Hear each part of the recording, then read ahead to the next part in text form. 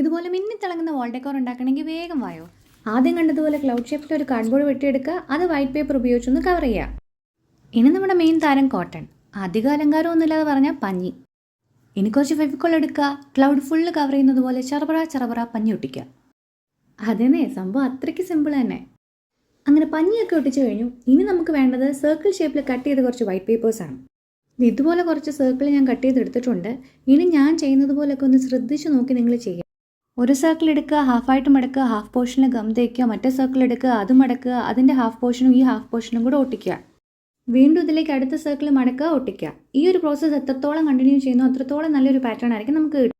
മടി കാരണം ഞാനാകെ 4 സർക്കിൾ മാത്രം ഒരു പാറ്റേണിനകത്ത് ഇൻക്ലൂഡ് ചെയ്യുന്നുള്ളൂ. ഇതുപോലെ പല സൈസസിൽ കുറച്ചെണ്ണം ഉണ്ടാക്കിയെടുക്കുക. ത്രെഡ് യൂസ് ചെയ്ത് നമ്മുടെ ക്ലൗഡിൽ ഇതൊന്ന് ഹാങ് ചെയ്ത് കൊടുക്കുക. അപ്പോൾ തന്നെ നമ്മുടെ ക്ലൗഡ് വാൾ ഡെക്കോർ ഇവിടെ സെറ്റ്. പോവില്ലേ, തീർന്നിട്ടില്ല. ഇതുപോലെ കുറച്ച് ഇലുമിനേഷൻ കൂടി ആയാലോ. ആഹാ, നല്ല ഇലുമിനാറ്റി എഫക്റ്റ്. അപ്പോൾ വീഡിയോ ഇഷ്ടപ്പെട്ടെങ്കിൽ നിങ്ങൾ എന്ത് ചെയ്യണം? ലൈക്ക് ചെയ്യണം, ഷെയർ ചെയ്യണം, കമൻറ്റ് ചെയ്യണം, പിന്നെ സബ്സ്ക്രൈബ്.